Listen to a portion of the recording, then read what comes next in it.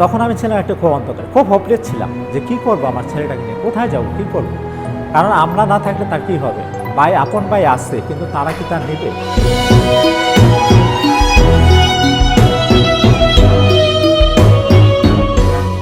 আত্মীয় স্বজন বাসায় একটু যেতে পারি না, নিজেদের একটু লজ্জা লাগে। লজ্জা কীরকম লাগে, সেই লজ্জাটার ব্যাপার যে ওখানে একটা ছোট বাচ্চা আছে, আমার ছেলেটা হাইপার, হঠাৎ আমার ছেলেটা ওই মেয়েটাকে বা ছেলেটাকে আঘাত করে দেয় কিনা।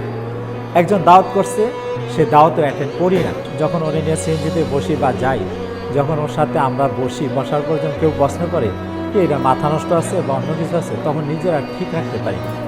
তখন বলি যে না না আমার ছেলে কিছু হয় না, আমার ছেলে ভালো আছে, ওকে ওকে, মানে ওর বুঝতে দিই না। তারা যখন বলে এটা অটিস্টিক, তখন খুব একটা কষ্ট পাই।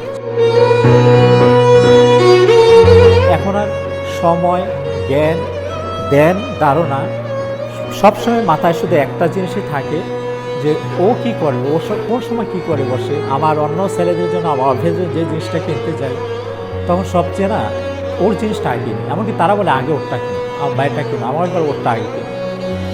ওর কিনতে গেলে না তখন আমার একটা খুব ভালো জিনিস কিনতে ইচ্ছা করে। তা আমি আমার ওয়াইফ যতদিন আসি হয়তো ততদিন দেখতে পাবো, কিন্তু পরবর্তী সময় কী হবে এটার জন্য না সারাক্ষণই শুধু এই চিন্তাটা থাকে।